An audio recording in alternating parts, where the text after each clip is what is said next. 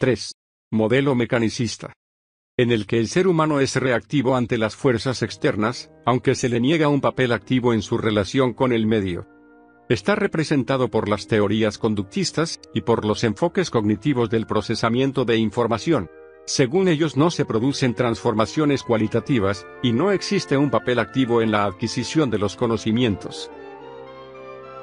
Teorías del procesamiento de información, PI. Parten del ser humano como un sistema cognitivo capaz de procesar, almacenar y recuperar información. Utilizan la metáfora del ordenador. El origen de estas teorías está a partir de la Segunda Guerra Mundial, en la década de los 50, en la llamada Revolución Cognitiva, Gardner, 1985. Muchos autores con muchas influencias se dieron en esta época. Aportaciones de la cibernética, de la teoría de la comunicación, teoría de la computación de Turing, lingüística de Chomsky, el mágico número 7, más o menos 2 de Miller, solución de problemas de Brunner.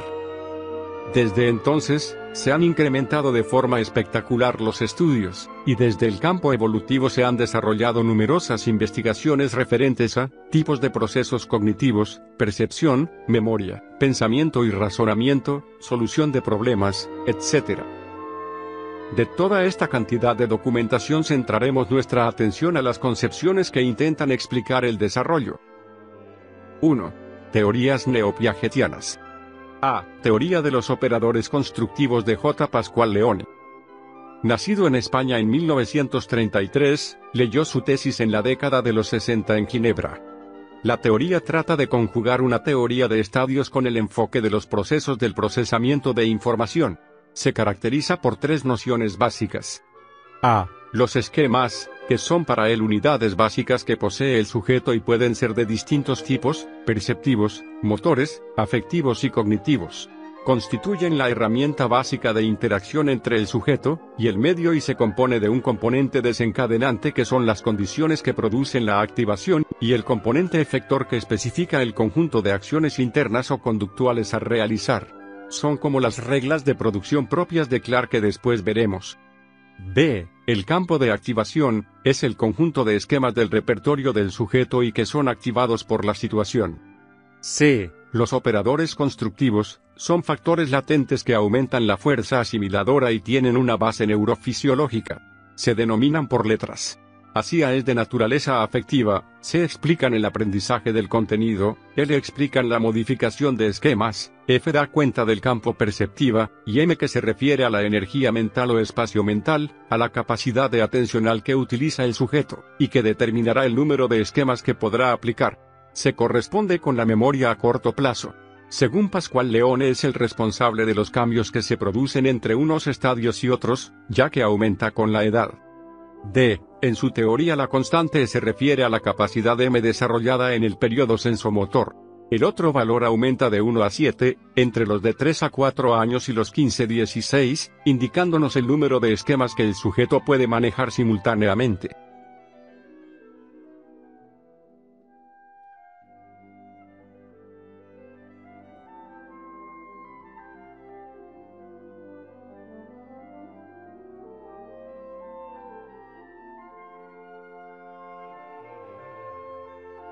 Esta teoría va a permitir explicar los desfases en tareas como la conservación.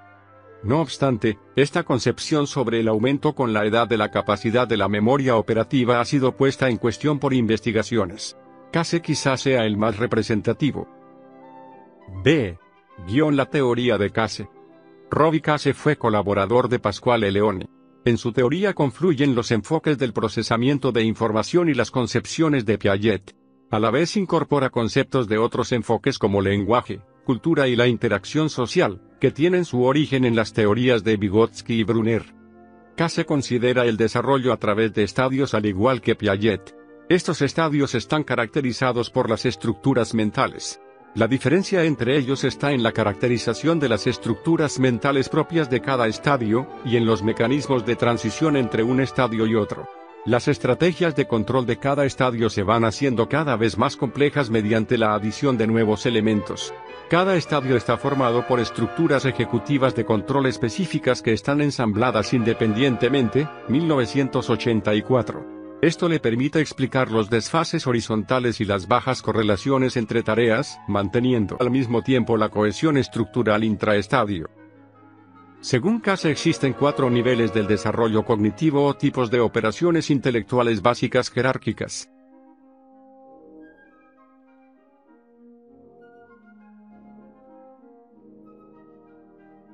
Para explicar los procesos de transición entre un estadio y otro, Case, 1984,85, propone la existencia de cambios en la memoria a corto plazo. La diferencia con Pascual Leone reside en que el espacio total de procesamiento, ETP, no aumenta con la edad. Para Case, el ETP está formado por el espacio dedicado a las operaciones, EOP, y el espacio disponible en el almacén a corto plazo, ACP, según lo siguiente. ETP igual EOP más a ACP. Gracias a que con la edad aumenta la práctica y por tanto la eficacia, quedan libres más recursos cognitivos para el almacenamiento. ACP aumenta con la edad, igual ETP, constante, EOP, disminuye gracias al aumento de la eficacia. Según Case, en vez de cambios estructurales generales, como Piaget, se van a producir cambios estructurales específicos, junto con el aumento de la eficacia operacional. Ya fuera de las teorías neopiagetianas, encontramos 2. Teoría de De Clercq, 1980-1984. Se basa en simular en el computador la conducta humana. Postula una estructura cognitiva básica caracterizada mediante los sistemas de producciones que no cambia con la edad, y en la que se producen únicamente cambios cuantitativos. No existen estadios cualitativamente diferentes en el desarrollo. Las producciones ocupan el lugar de los esquemas piagetianos, y los sistemas de producción es el de las estructuras. Una producción es una regla condición-acción, es decir, a partir del cumplimiento de una determinada condición establece la realización de una acción determinada. Un sistema de producciones actúa mediante el ciclo reconocer-actuar. Durante el reconocimiento del ciclo se comparan las condiciones de las producciones con el estado vigente de conocimiento del sistema. Si se cumplen todos los elementos de la condición de una producción, entonces se enciende la producción, se produce la acción prevista en la misma. Las acciones pueden modificar el estado de conocimiento del sistema añadiendo, eliminando o cambiando los elementos existentes. Clercq propone la existencia de un conjunto de producciones innatas a partir de las cuales el sistema aprende y se desarrolla adquiriendo nuevas producciones. Para ello el sistema cuenta con un mecanismo general y una serie de mecanismos de automodificación. El mecanismo general es un almacén organizado temporalmente, timeline. La automodificación tiene lugar mediante la incorporación de las regularidades detectadas al sistema de producciones. Este mecanismo general opera de forma semejante a la abstracción reflexiva piagetiana, 1984. Además de este, el sistema cuenta con una serie de mecanismos específicos: resolución de conflicto, discriminación, generalización y composición. Para Thornton, 1987, la teoría de Clercq plantea problemas importantes. Existen discrepancias entre las características evolutivas de los niños y los programas realizados mediante sistemas de producciones. En numerosas ocasiones, los niños muestran una pauta de desarrollo mucho más lenta mientras que el programa aprende rápidamente. Además, estos programas no muestran la fragilidad, la existencia de errores y regresiones tan características de la conducta infantil. Teorías del procesamiento distribuido en paralelo, PDP, o conexionismo. Según estas, el procesamiento se realiza mediante un gran número de unidades que interactúan entre sí simultáneamente, enviándose señales. Estas unidades están conectadas formando una red. Esta red se caracteriza por 2 parámetros. 1. El grado de activación general producido por la entrada sensorial, y la fuerza de conexión entre cada una de las unidades. El aprendizaje consiste en la fuerza de conexión entre las unidades. El desarrollo es la secuencia del establecimiento de nuevas redes de conexión. Por tanto, su concepción es de tipo incremental en la que no se postulan mecanismos innatos.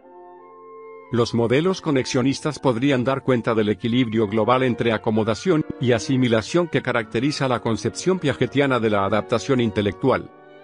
Los estadios de desarrollo podrían ser considerados como reestructuraciones globales de las redes conexionistas. García Madruga, 1991.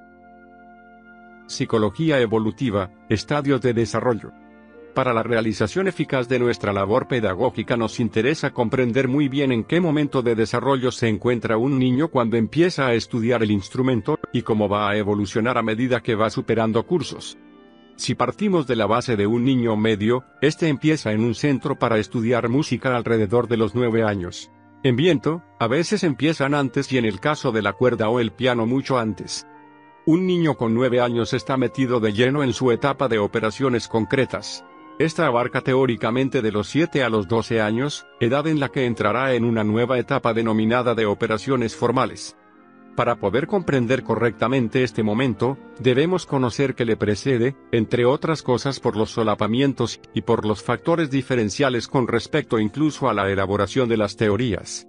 Es por eso por lo que vamos a realizar un recorrido rápido por el mundo interno del niño hasta llegar a los 9 años, que es nuestro punto de partida real. El estado inicial, orígenes de la percepción. ¿Cómo viene formado un niño desde el punto de vista de la percepción? ¿Cuál es la interacción entre lo innato y lo aprendido? La imagen de partida es la de un organismo muy competente desde sus orígenes. La teoría de Piaget, aunque importante, queda hoy por hoy totalmente insuficiente para explicar este período sensoriomotor. Una de las premisas fundamentales es la de que para que sea posible percibir algo, es preciso que haya un marco cognitivo previo.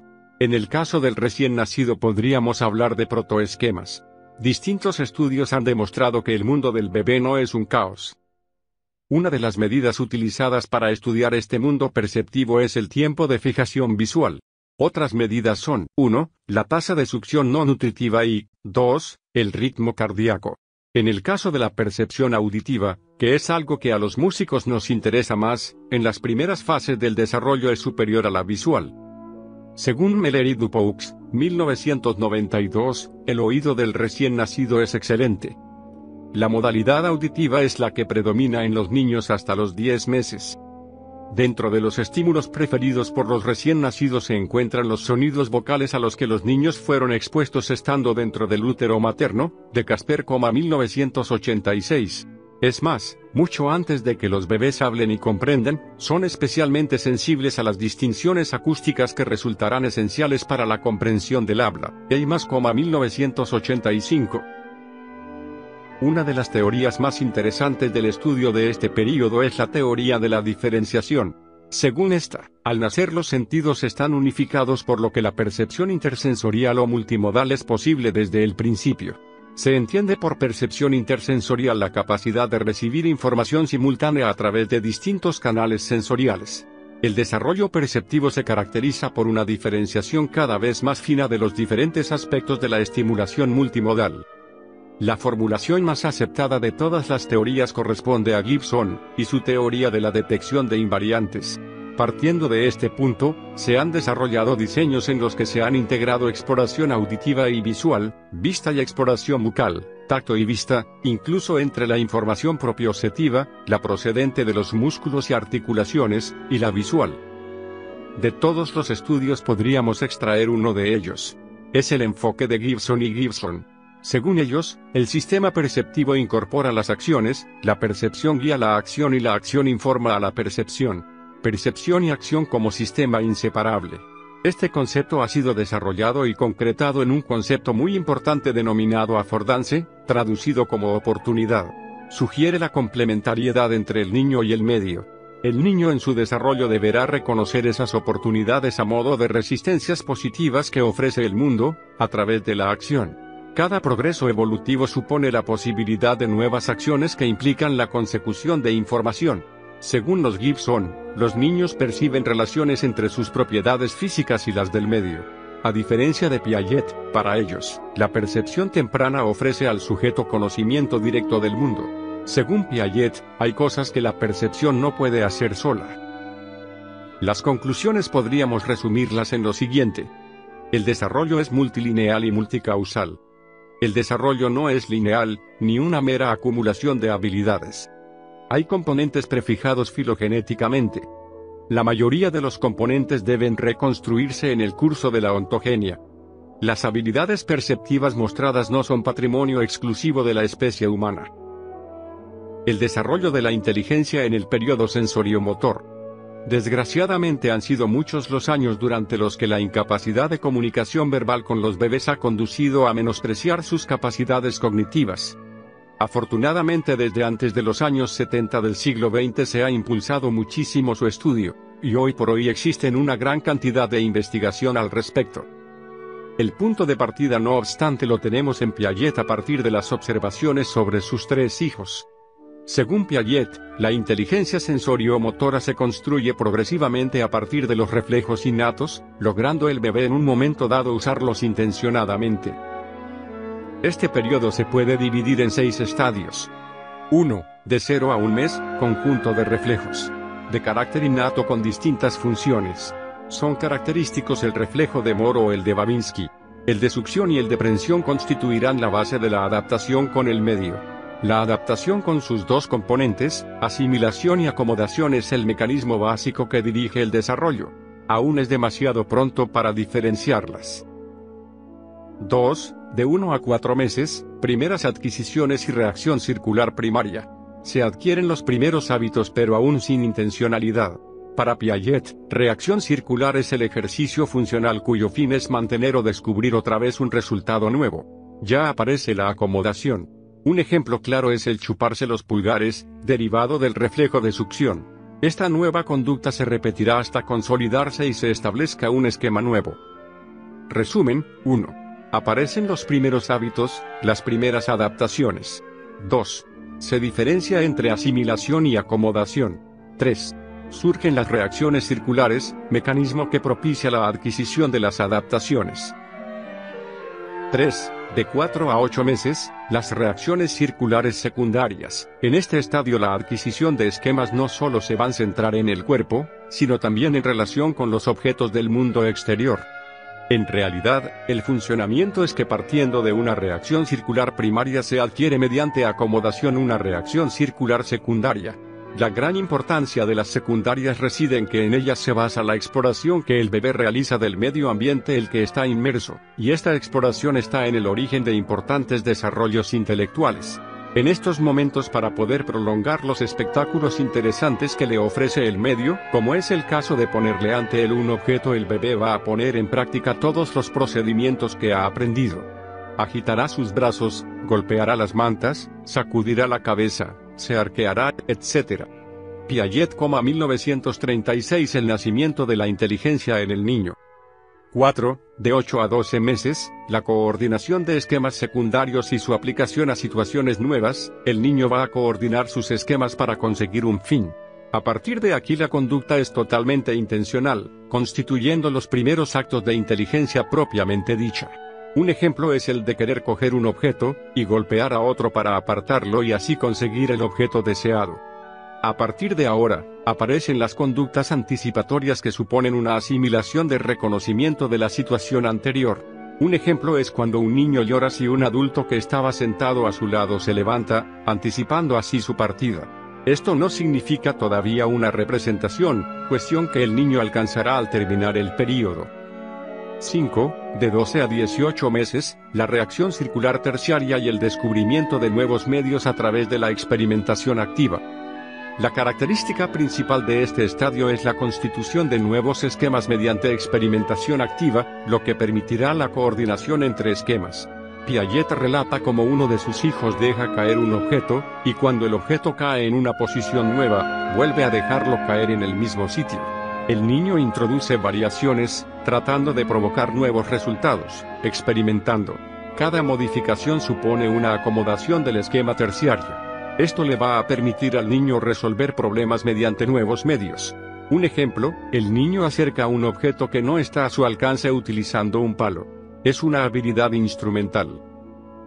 6. De 18 a 24 meses, invención de nuevos medios a través de combinaciones mentales. En este estadio el niño ya no necesita coordinar esquemas ya conocidos, estadio 4, ni descubrir mediante experimentación, estadio 5.